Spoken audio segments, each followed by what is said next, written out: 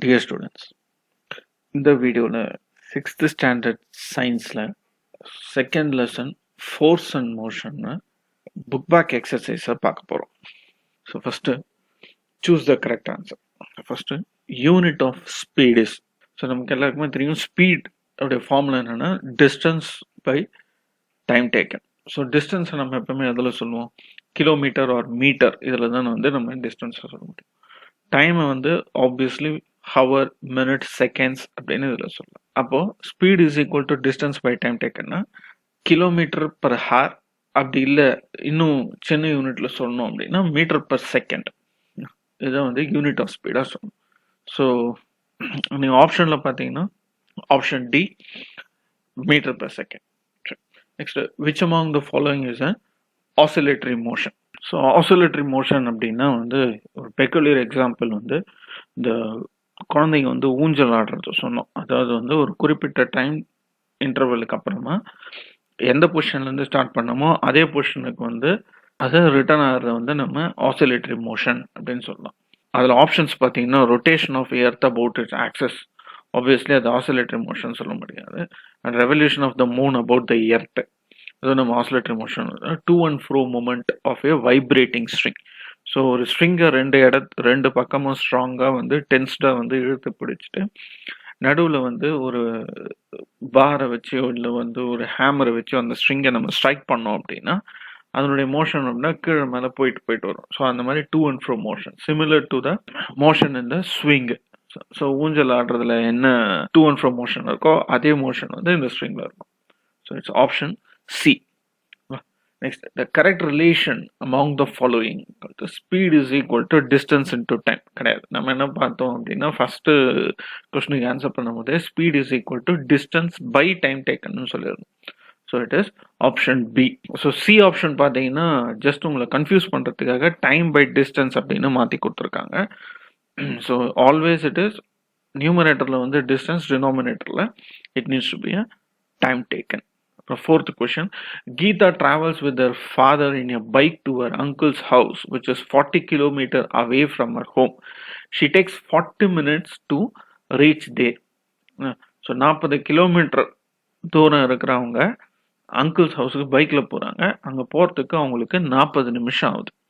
அப்படின்னா statement 1, she travels at a speed of 1 kilometer per minute.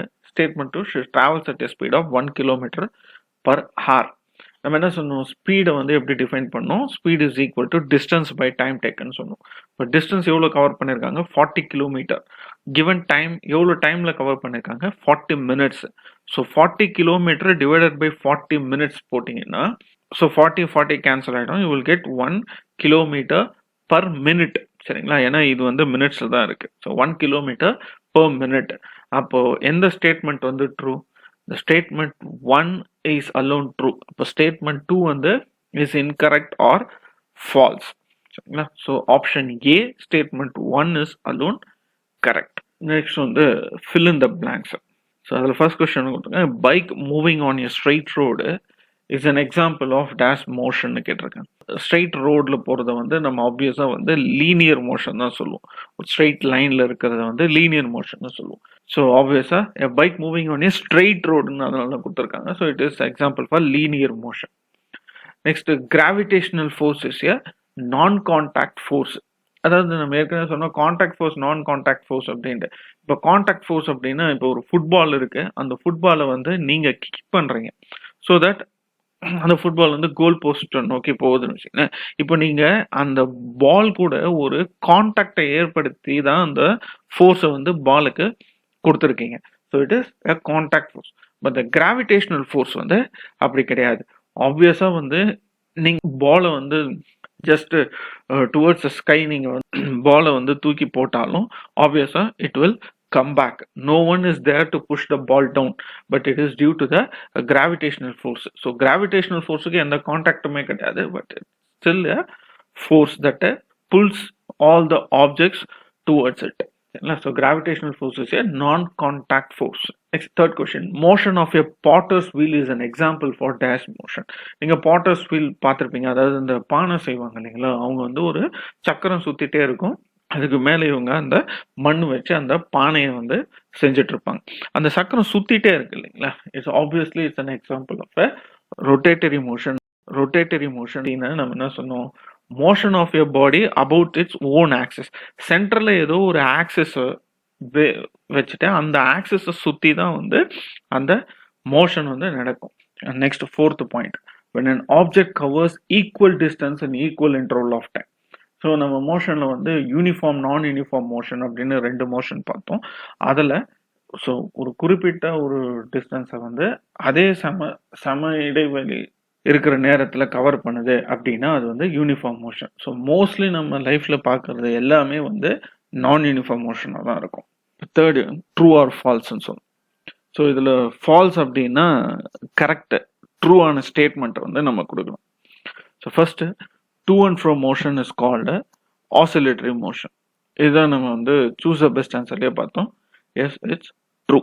Next, vibratory motion and rotatory motion or periodic motions. இதுவும் true. ஏன்னா periodic motions அப்படின்னாலே ஒரு குறிப்பிட்ட time இன்டர்வல்ல அந்த motion ரிப்பீட்டா நடக்கிறது தான் வந்து periodic motion.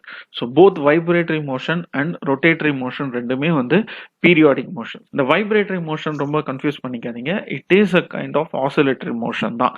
But both are not same. நீங்க இப்படி எக்ஸாம்பிள் எடுத்துங்க, இந்த கிட்டார் வாசிக்கிறாங்க இல்லைங்களா, இந்த மாதிரி ஸ்ட்ரிங் இன்ஸ்ட்ருமெண்ட்ஸ், அந்த ஸ்ட்ரிங் இன்ஸ்ட்ருமெண்ட் வந்து it's a example of a vibratory motion. 2 ஸ்ட்ரிங்கையும் வந்து ரொம்ப டென்ஸ்டா 2 எண்டில் வந்து கட்டி வச்சுட்டு அந்த ஸ்ட்ரிங்கை வந்து வைப்ரேட் பண்றது மூலியமா கிடைக்கிற மியூசிக் தான் அது. ஸோ டு அண்ட் ஃப்ரோ மோஷன்ஸ் அப்படின்றது பார்த்தீங்கன்னா ஆசிலேட்டரி மோஷன்ல வந்து ரொம்ப பெருசா இருக்கும், வைப்ரேட்டரி மோஷன்ல வந்து அந்த அளவுக்கு பெருசா இருக்காது. இன்னும் நம்ம மேத்தமேட்டிக்கலா இதை சொல்லணும் அப்படின்னா low frequency high amplitude to and fro மோஷன்ஸ்லாம் வந்து ஆசிலேட்டரி மோஷன் சொல்லலாம். அதே வந்து low amplitude high frequency to and fro மோஷன்ஸ்லாம் வந்து வைப்ரேட்டரி மோஷன் சொல்லலாம். ஸோ அந்த வைப்ரேஷன் பண்றாங்களா அதனுடைய ஃப்ரீக்வன்சி ரொம்ப ஜாஸ்தியா இருக்கும் அந்த ஸ்ட்ரிங் இன்ஸ்ட்ருமெண்ட்ஸ்ல, சரிங்களா? ஸோ அதுதான் வந்து வைப்ரேட்டரி மோஷன். ஸோ அதுவும் ஆசிலேட்டரி மோஷனும் கிட்டத்தட்ட சேம் தான், ஆனால் ரெண்டுமே வந்து சிமிலர் கிடையாது. சரி, next third question, vehicles moving with the varying speed are said to be in uniform motion. So uniform motion அப்படின்னா என்ன சொல்லியிருந்தோம்? Equal distance equal interval of டைம்ல வந்து கவர் பண்றதா வந்து யூனிஃபார்ம் மோஷன் அப்படின்னு சொல்லியிருந்தோம். பட் இங்க என்ன கொடுத்துருக்காங்க, vehicle moving with the varying speed, சரிங்களா? ஸோ வெவ்வேறு ஸ்பீட்ல போனோம்னா அது வந்து யூனிஃபார்ம் மோஷன் அப்படின்னு நம்ம சொல்ல முடியாது. So it's a false. So correct statement அப்படின்னா vehicles moving with the varying speeds are said to be in non-uniform motion. அதே vehicles moving with the uniform speeds are said to be in uniform motion. இந்த statement எப்படி வேணாலும் நீங்க இது மாதிரி மாத்தி எழுதலாம். அப்புறம் fourth, robots will replace human in futures. So it's false. ஆக்சுவலாக எக்ஸாக்டாக வந்து ஒரு ஃபுல் ரீப்ளேஸ் பண்றது அப்படின்றது ரொம்ப கஷ்டமான காரியம். So robots will not replace human in future. So எல்லா ஒர்க்ஸும் வந்து ஹியூமன்ஸ் பண்ற எல்லா works, mental thinking, decision making, இது எல்லாமே வந்து ஒரு மிஷினால பண்ண வைக்க முடியாது. ஸோ எமோஷன்ஸ், கான்ஷியஸ்னஸ், இது எல்லாமே இல்லை. So robots will, so it's a false.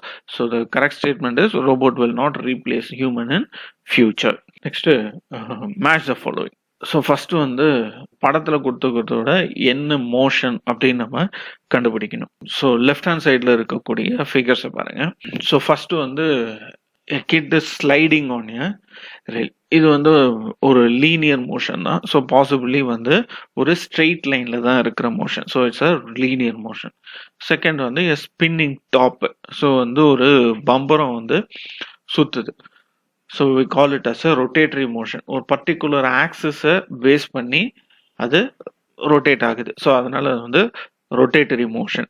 And third வந்து நான் சொன்ன மாதிரி kids are playing in the swings. So வந்து swings obviously is an oscillatory motion, to and fro motion. குழந்தைங்க அந்த ஊஞ்சல் விளையாடுற மோஷன் வந்து to and fro motion. Next fourth வந்து நான் சொன்ன ஒரு ட்வைன் இல்லை ஒரு த்ரெட்ல வந்து ஒரு ஸ்டோனு கட்டி நீங்க சுத்தினீங்க அப்படின்னா will get a circular motion, சரிங்களா?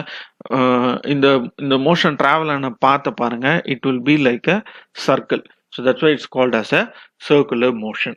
அப்புறம் ஃபிஃப்த் வந்து just a car is travelling on a road. இது வந்து both linear as well as rotatory motion. ஏன் அப்படி சொல்றோம் அப்படின்னா, கார் வந்து ஸ்ட்ரெயிட் லைன்ல மூவ் ஆகுது. சரிங்களா? கார் ஸ்ட்ரெயிட் லைன்ல மூவ் ஆகுதுனால so we tell it is a linear motion. But இந்த காரோட டயர்ஸை பாருங்க. இந்த காரோட டயர்ஸ் ஒரு பர்டிகுலர் ஆக்சஸை பேஸ் பண்ணி இந்த டயரை வந்து சுத்துது. So this is in rotatory motion. So இது வந்து combination of both linear as well as rotatory motion. Next ஒரு ப்ராப்ளம் சால்வ் பண்ண கொடுத்துருக்காங்க. First given below is the distance traveled by an elephant across a forest with the uniform speed. So complete the data of the table given below with the idea of uniform speed. So இந்த டேபிள்ல வந்து டிஸ்டன்ஸும் time டேக்கனும் கொடுத்துருக்காங்க. ஒரு யானை வந்து காட்டுல travel ஆன டிஸ்டன்ஸை அதனுடைய டைம் டேக்கனையும் கொடுத்துருக்காங்க. இது வந்து பார்த்தீங்கன்னா ஒரு யூனிஃபார்ம் ஸ்பீடில் ட்ராவல் ஆயிருக்கு அப்படின்னு சொல்லியிருக்காங்க. ஸோ அந்த வேர்டு தான் இம்பார்ட்டன்ட். ஸோ அதை வச்சு தான் நம்ம இப்போ இந்த கால்குலேஷனை போட போகிறோம். ஸோ நமக்குலாம் என்ன தெரியும் அப்படின்னா ஸ்பீடோடைய ஃபார்முலா நமக்கு தெரியும். So speed is equal to distance by time taken. So இப்போ ஃபர்ஸ்ட் நமக்கு என்ன சொல்லியிருக்காங்க, மேலே இருக்கிறது இந்த டேபிளில் மேலே இருக்கிறது எல்லாமே வந்து டிஸ்டன்ஸ், கீழே கொடுத்துருக்கிறது எல்லாமே டைம். ஸோ டிஸ்டன்ஸ் என்ன யூனிட்ல கொடுத்துருக்காங்கன்னா மீட்டர்ல கொடுத்துருக்காங்க, டைம் என்ன யூனிட்ல கொடுத்துருக்காங்கன்னா செகண்ட்ஸ்ல கொடுத்துருக்காங்க. ஃபர்ஸ்ட் 0 நெக்ஸ்ட் வந்து 4 மீட்டர் 2 செகண்ட். அப்புறம் இந்த எம்டி பாக்ஸஸ் தான் நம்ம கண்டுபிடிக்க சொல்லியிருக்காங்க. ஃபைனலாக 20 மீட்டர் 10 செகண்ட்ஸ். இந்த 4 மீட்டர் 2 செகண்ட்ஸ் அப்படின்றது என்ன மீன் பண்ணுது அப்படின்னா 2 செகண்ட்ல சரிங்களா 2 செகண்ட்ல அந்த யானை வந்து 4 மீட்டர் டிராவல் பண்ணிருக்கு அப்படின்றத மீன் பண்ணுது. அப்பனா அது எவ்வளவு ஸ்பீடா வந்து டிராவல் பண்ணுது அப்படின்னு நம்ம கால்குலேட் பண்ண முடியும். ஏன்னா speed is equal to distance by time taken. அப்போ speed is equal to distance by time டேக்கன்னா 4/2 என்ன வரும் நமக்கு? டிஸ்டன்ஸ் என்ன 4, டைம் என்ன 2. அப்போ 4/2 இஸ் 2. அப்போ ஸ்பீடு எவ்வளவு? 2 மீட்டர் பர் செகண்ட் ஸ்பீட்ல அந்த யானை வந்து டிராவல் ஆகுது. சரி சார், இப்போ இந்த எம்டி பாக்ஸ் எப்படி கண்டுபிடிக்கிறது? அதுக்கு தான் நமக்கு என்ன கொடுத்துருக்காங்க அப்படின்னா அது வந்து யூனிஃபார்ம் ஸ்பீட்ல போற யானைன்னு சொல்லிட்டாங்க. அப்போ ஸ்பீட்ல எந்த சேஞ்சஸுமே கிடையாது. ஸோ ஸ்பீடு எப்பவுமே என்ன 2 மீட்டர் பர் செகண்ட் ஸ்பீட்ல தான் அந்த யானை வந்து போயிட்டு இருக்கு. அப்போ நமக்கு என்ன தெரியும்? ஸ்பீடு என்ன தெரியும்? 2. ஸோ டிஸ்டன்ஸ் நமக்கு தெரியாது. அப்போ 4 second. So speed is equal to distance by time taken. Speed வந்து ஏற்கனவே we know that it is 2. So time taken என்ன சொல்லலாம்? டைம் டேக்கன் வந்து இஸ் ஆல்ரெடி 4. அப்போ நம்ம ஃபார்முலாவை எப்படி ரீஅரேஞ்ச் பண்ணலாம் அப்படின்னா distance equal to speed into time taken அப்படின்னு ஃபார்முலாவை ரீஅரேஞ்ச் பண்ணலாம். ஸோ ஸ்பீட் என்ன? ஆல்ரெடி ஸ்பீடு வந்து 2, டைம் என்ன 4. இப்போ 4 into 2 8. So distance is equal to 8. இது சிம்பிளா என்ன மேத் அப்படின்னா 2 செகண்ட் அந்த யானை 4 மீட்டர் மூவ் ஆயிருக்கு அப்படின்னா 4 செகண்ட்ல அந்த யானை எவ்வளோ டிஸ்டன்ஸ் போயிருக்கும் அப்படின்றது தான் சிம்பிள் மேத். ஸோ ஆப்வியஸா நீங்க வந்து இதை பார்த்த உடனே சொல்லலாம் 2 செகண்ட்ல 4 மீட்டர் போயிருக்கு அப்படின்னா 4 செகண்ட்ல 8 மீட்டர் போயிருக்கும் அப்படின்னு நீங்க இதை பார்த்த உடனே சொல்லலாம். அதனால தான் இது யூனிஃபார்ம் ஸ்பீடுன்னு கொடுத்துட்டாங்க. இதே இது நான் யூனிஃபார்ம் ஸ்பீட் அப்படின்னா இந்த மாதிரி கால்குலேஷன்ஸ் நம்ம போடக்கூடாது. Varying speeds calculation will be differ. சரிங்களா?